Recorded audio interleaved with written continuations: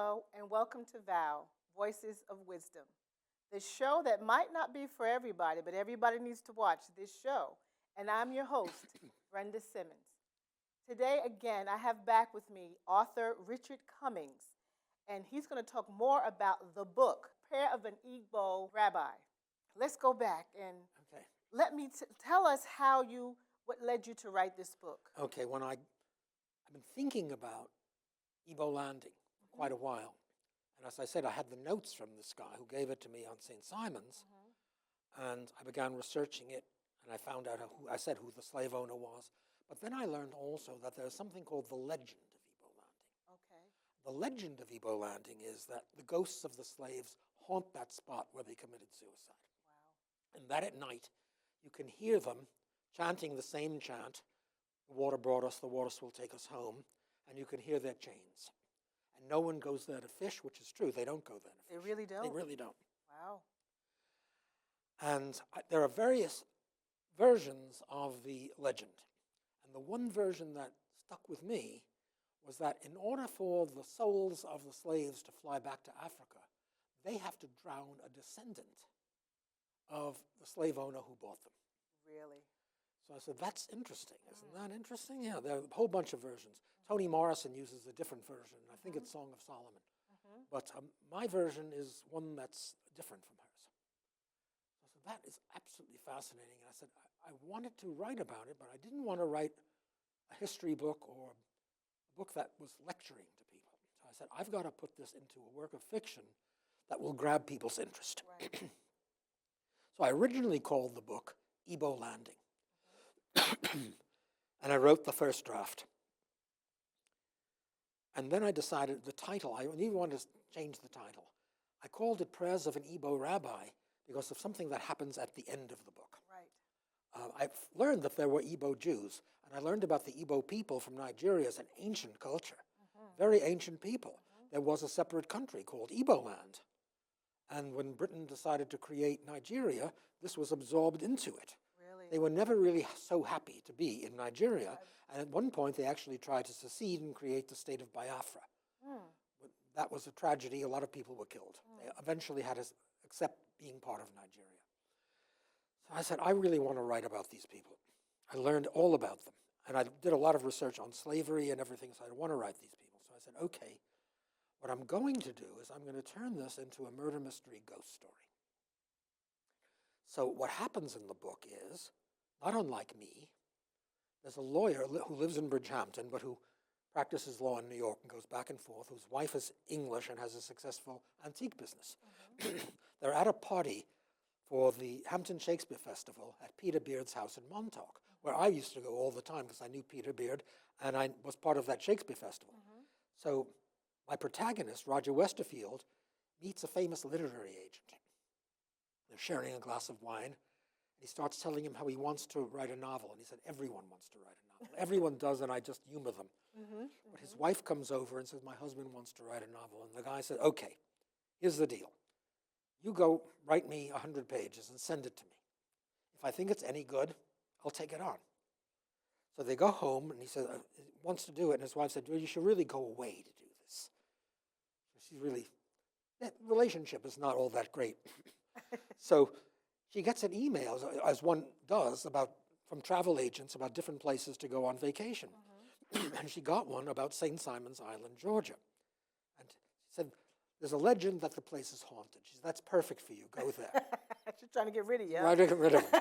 So she does. And he drives down there, and he starts writing in his condo. But while he's down there, some strange things start happening to him. He imagines that the ghosts of the slaves are approaching him. And he has a dream about them. He doesn't know that he is in fact descended from Thomas Spalding. And so the ghosts of the slaves are after him to try to drown him so that their spirits can fly back to Africa. He is unaware of this entirely until he finds this out later. In the meanwhile, he becomes enchanted by the island, and the guy who rented him the house said, why don't we go look around for a property? I said that in the last segment. So he found this little house he really likes. His name is Roger Westerfield, and he said, okay, I'll buy it. His wife said, okay, that's your little toy. And he buys it. And he meets some of the black people who live on that street, North Harrington Street, which is a true story. Many of the descendants of the Igbo slaves still live there, and fewer and fewer as they sell their property to developers and move away. So I said, this is utterly fascinating. Here I am amongst the survivors of the people who didn't drown themselves. And I made a friend with a guy who lived there, and he began telling me more and more about this legend and everything, and what the community was like there in the past. So I had all of this on my mind. And after I had the surgery, I was sitting at my desk and said, how do I write this? Well, I decided that this guy wants to buy this house in the end, and it's owned by an elderly woman who was descended from the Igbo slaves. And she's reluctant to sell it until his real estate agent tells the lady that he was a civil rights lawyer. So she warms up to that, and she said, okay, that sounds good. She was wanting to sell the house anyway. She was old. She was going to live with her niece in Brunswick across the water, where a lot of the St. Simon Islands blacks had moved. So he's supposed to buy this. She has a stroke, and she's in the hospital. And he and his lawyer, who is this wealthy, upward mobile southern guy who lives on Sea Island and has a Rolls Royce, they drive to the hospital to get her to sign the papers. And the real estate guy, the lawyer with him, and the real estate guy says he's feeling ill, he has to go to the John. So my protagonist goes into her room alone. And to his shock, he sees that someone has detached all of her tubes, and she's catatonic. So he runs outside and calls for the doctor and the nurse, and they come in. Sure enough, she's dead. Well, as happenstance is, they accuse him of murdering her, without going into all the details. And he has this harrowing experience. He's in jail. They put him in jail before he gets his bail. And another prisoner is in there, who they bring in, who is supposedly there for breaking and entering or something. His name is Oba. And he's in the bunk up above where my guy is sitting. And he said, what are you writing? I'm writing a novel. He said, what kind of novel? He tells him it's about a thriller about someone trying to assassinate the king of Saudi Arabia. He said, well, you're here, you should know about Igbo landing. Maybe you should write about that. And he tells him the tale of Igbo landing. And the leader of the slaves who drowned themselves' name was in fact Oba. Wow. Because he had been an Igbo leader of a village who had led a rebellion against the powerful Igbo king who wanted to conquer them all and create a big kingdom. They lost that war, and the king and his minions sold these other Igbos into slavery. On the coast of West Africa, there were all these white slave traders, and there were these big boats, and they bought them and put them on them in chains, and they went to the Middle Passage. So I said, okay, well, they're trying to get him. And now he's been accused of murder. So how does he get out of this situation? And what happens to him? And while he's there, he meets a very beautiful Brazilian artist who lives in Brunswick across the water. And he becomes deeply involved with her. And she is an interesting character because she has a lot of strange connections, including drugs. And she eventually puts up the bail for him at the trial. I don't want to go any further than this, but there's a true historic incident that happened, that a group of Igbos, Igbo priests and shaman, and an Igbo rabbi, because there are Igbo Jews, an Igbo rabbi went to Igbo landing to have a ceremony to pray for the slaves to free their souls. And this is It's a true story. right. As I said, one of the people praying was an Igbo rabbi. So I have my protagonist end up down there in very difficult circumstances. And the Igbo rabbi, I won't go further to tell you exactly what happens, but he ends up praying over him on the beach. And that's, at the end, it's his ghost. How far should I go to tell you the story? I really don't want you to tell the end of the story. I'm not going to tell. Such a great book. I'm not going to tell the end of the story. But as I said, I've always been disappointed. I was in the civil rights movement myself, and I'm disappointed that America still remains a highly segregated society. So I wanted to make an issue about this, about how slavery is at the origins of the racialism in the United States, and I wanted to put it in a way that would be a good read, which it is. It's an awesome It's read. a good read. It's a very And good read. the other thing I'll say about it, that I had this very interesting experience. I had read Things Fall Apart by the Nigerian novelist Chinua Achebe. And I knew he was an Igbo. That novel, by the way, is a global bestseller. It sold over 30 million copies. It all takes place in Nigeria, before it became Nigeria. And the name again of the book? It's called Things Fall Apart. Right. It's a fantastic book, not to be missed. Some people find it tough to read, as they would. So I knew that Chinua Achebe was a professor at Bard College. So I actually Googled Bard College, and I found his email address. And I emailed him and I said, Professor Achebe, would you be interested in reading my book, Prayers of an Igbo Rabbi, about Igbo landing? I never heard anything back. I said, he's so busy, he probably didn't get it. Right. Quite a long time after, his wife phoned me up. Terrific lady. She was teaching psychology at Bard also. And all of the Achebes are these brilliant people. They all have MDs or PhDs or whatever, you know. History professors and doctors at Harvard Medical. So they're really brilliant. Chinua Achebe himself started out to study medicine. Really? But he decided he really wanted to be a writer, and so he switched. He wrote Things Fall Apart. He had one copy, and he mailed it to a publisher in London. Wow. And it got there, and they bought it. Wow. And it's just amazing that that happened. Wow. So anyway, she called me up and said, didn't you get our email? He wants to read it. I said, great. So she said, send us a hard copy. She gave me the address, and I sent it. Meanwhile, he took a position of an endowed professorship at Bard University. And Chinua Achebe had a tragic accident after his great writing career, but he wanted to help his country. And he went over there to become involved in politics, and he was in a terrible automobile accident. The car turned over and landed on him. And he lived, but he was paralyzed from the waist down. Oh, wow. So he had to stay in a wheelchair all this time, since that time, and it's been difficult for him to write another novel. Yeah. He did finish his trilogy, though, starting with Things Fall Apart. He's a great writer and a fantastic person, really brave, magnificent person, also with a wonderful sense of humor in spite of what Really? happened to him. Yeah, really. And he had to have his house in Rhode Island, in Providence, fitted for him in his wheelchair. So it took him a while to read it. Meanwhile, I was communicating with his son, E.K., who's a PhD from Cambridge, as I am. And he said his father is reading it, and he read it and said he loved it. And he emailed me back this wonderful quote from Chinua Achebe. If I can read it from the book, or if you want to read it. Yeah. No, we're going to find it. Continue to talk. We're going to find it. It's right on the back of the book. It's on the back of the book? Yes. I'll let you read it. Okay. I'll let you This read is it. what Chinua Achebe wrote about my book. Richard Cummings has written a remarkable story of how the unaccounted events of American slavery are at the root of racialism, and how they continue to haunt American life today. It brings to life one of the most tragic haunting stories of the slave era, Igbo landing, and shows the tragic connections that have been forged between peoples across centuries and continents. Chinua Achebe, author of the global bestseller Things Fall Apart, and Nigeria and Africa's foremost novelist, which he is.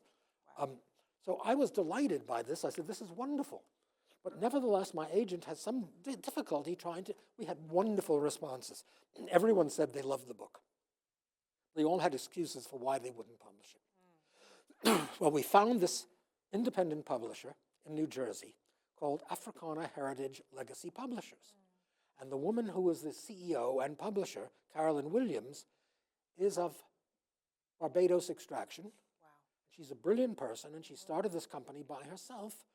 And we said, let's send it to her. And she understood it right away. She understood that my take on Igbo landing, the legend, which was different from Toni Morrison's. She's very erudite, but she's also a good professional. And she said, I'll do the book. So she agreed to do the book, and that's the book. It's out. And if anyone is interested to buy it, you can Google Africana Heritage Legacy Publishers, or Google Igbo, Prayers of an Igbo Rabbi, or go to Amazon.com where you can get it. Right. Or you can go into Bookhampton And if they don't have it in stock, they'll Ask for it, and they'll get it for That's you. right. That's right. Okay, my agent told them to order it, and I'm not sure if they ever really got around to doing that. So, but if you ask them for it, they will get it.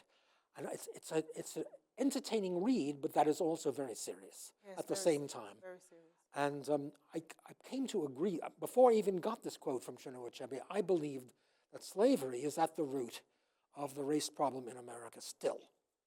And that we've never really gotten down to it. It's something that people just don't talk about. They don't want to talk about They it. talk about the Civil War, but they don't talk about slavery. And they resent the idea, many people, of having reparations. Right. But after I wrote this book and I read about this, I became convinced that there should be reparations for slavery. And I got the idea of what it should be. I said, most black people don't even know their own history.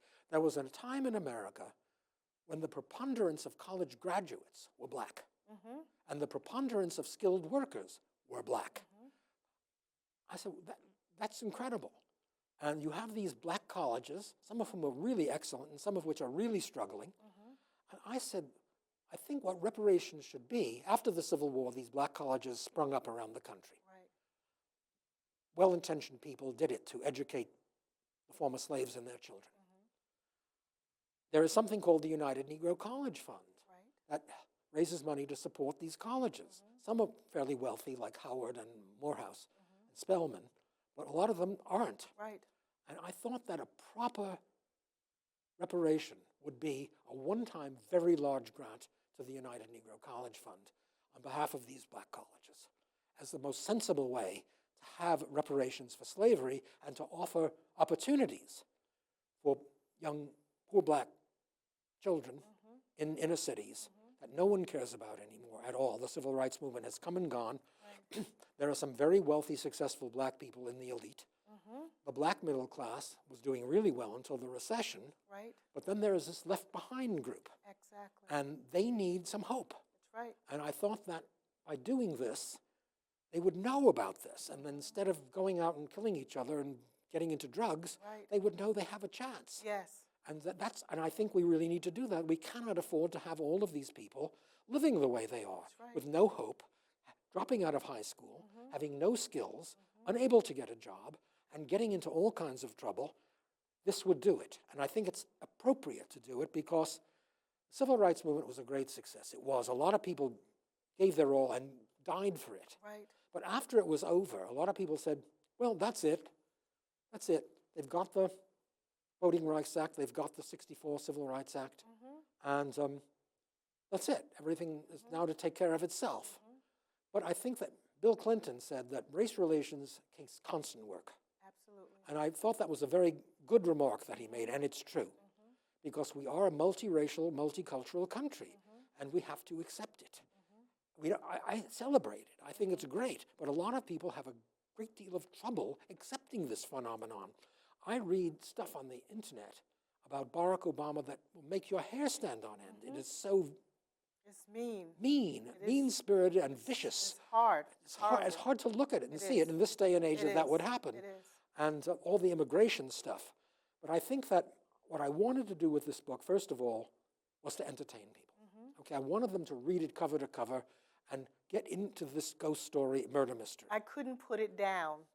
Terrific. I couldn't put it down. And what I do is I conflate history with the ghost story murder mystery. So you learn stuff, but it's not that I'm lecturing to you. Exactly. You will know, for example, an interesting thing that I found out, that the original Scottish settlers in Georgia, and also they were in St. Simon's, vehemently opposed slavery. They did. They absolutely opposed it. There's a quote that I have in there from one of their leaders who said this, how abominable slavery was, and they would never allow it in Georgia. But what happened was their offspring and their offspring became greedy. They saw a way to make money with the plantations and to have slave labor. They wouldn't have to pay anybody. And so they really betrayed the heritage. Most people don't remember that this actually happened. It's funny you said this, Richard, because what you just said is what I believe is why they want to talk about it and want to keep it the way it is greed. I don't know, that's my opinion. The greed, it has a lot to do with why they want to keep the oppressed and keep the people oppressed and keep this. I feel like it's still keeping that slave mentality going.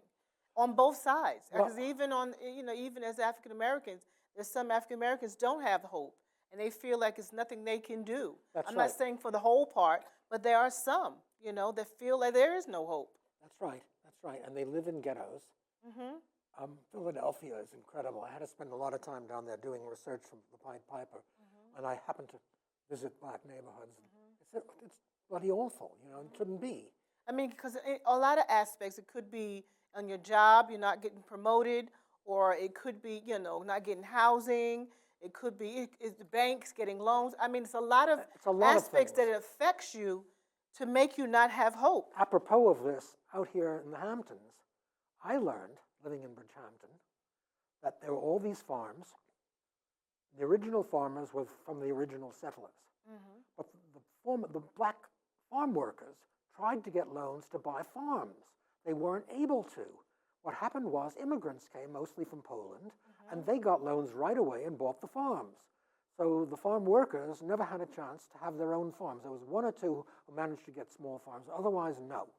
They weren't able to do it. And that's a typical example of what you find.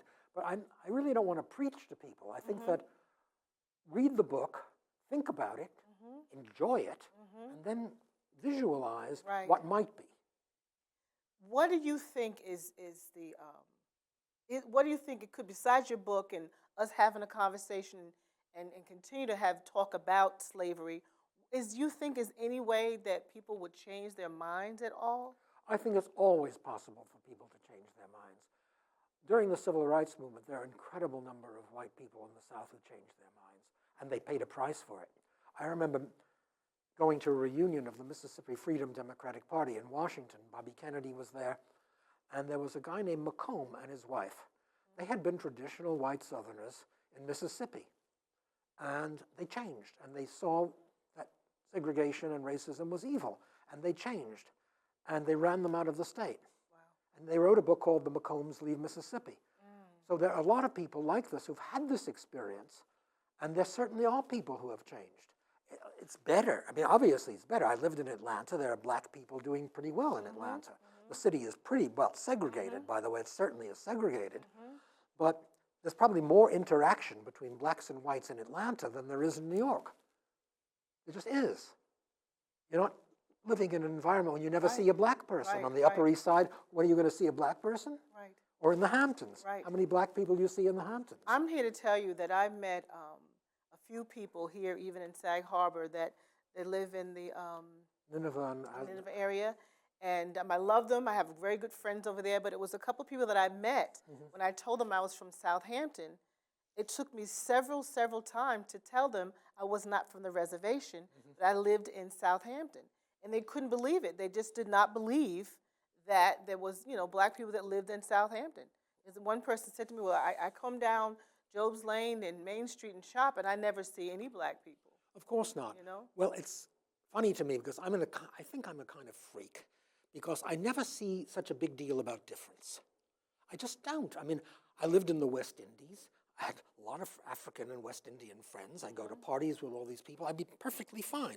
I said, I don't understand why people get such hang-ups about this. What is the big deal? There's a wonderful video made by the great astrophysicist Carl Sagan called Carl Sagan, The Blue Dot. And the blue dot is the planet Earth. And what he does is, through photography, take you out into space. And he had people who were out there filming the planet Earth, and you go further and further away until all you can see is a small, tiny blue dot. And that's our home in the solar system, in the cosmos, in our galaxy, in the universe. It is a tiny, tiny blue dot that is our home. So what's the big deal? What is the big deal? Someone told me one time that they think there's a fear.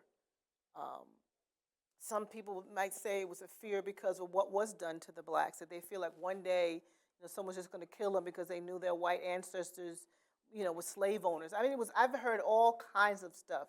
And I talked about earlier about greed, wanting to keep it all, and, I see you sitting here as a white male, and predominantly I've had a serious conversation about how the white male basically dominates, this country. Still does, yeah. What's your comment about that? Well, I think we have made progress. Obviously, we have a black president. And And that's something else I want to talk about there are quickly black if we get women in time. positions of importance in America, in corporations, law firms, everything else. But the education system is failing a great majority of black people in the United States. It truly, truly is. And that's a problem that needs to be addressed. And I also think that a lot of young black people don't even know their own heritage. Here I am, a white person speaking.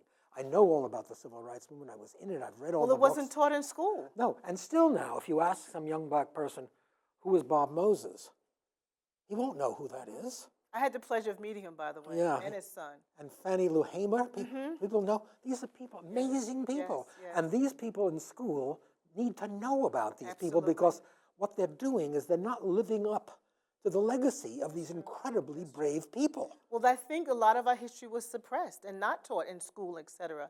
And one more thing, we got like a minute left, but I have to make this point to ask you a question. I had a personal experience when Barack Obama was running for president. It seemed like all hell broke loose with racism. I don't know. I mean, I personally experienced that. Do you think that it has an issue because a black man is the president and we have like 50 seconds left, unfortunately. Okay, absolutely. It was a lightning rod. And all this stuff came out. People were shocked. They thought some sort of thing would never happen. Would never want a black man to No, be charge never. over them. Right, right. So I just want to say before we go that the book is called Prayers of an Igbo Rabbi. It's spelled IGBO. It's published by the Africana Heritage Legacy Publishers. You can get it on Amazon.com, or you can just Google the publisher, or you can go into your local bookstore. And if they don't have it at Bookhampton, which they should, they'll order it for you if you ask them to do it. So I would hope you would do it and read the book and begin a conversation. But you'll enjoy it because it really is a great It's read. an excellent, excellent book. Richard, thank you so much. Thank you so much. Thank Brenda. you so much. Okay, I enjoyed terrific. this and absolutely enjoyed the book. So you must read the book. You got to read the book. I guarantee you will not be able to put it down. This is Brenda, Voices of Wisdom. Have a wonderful day.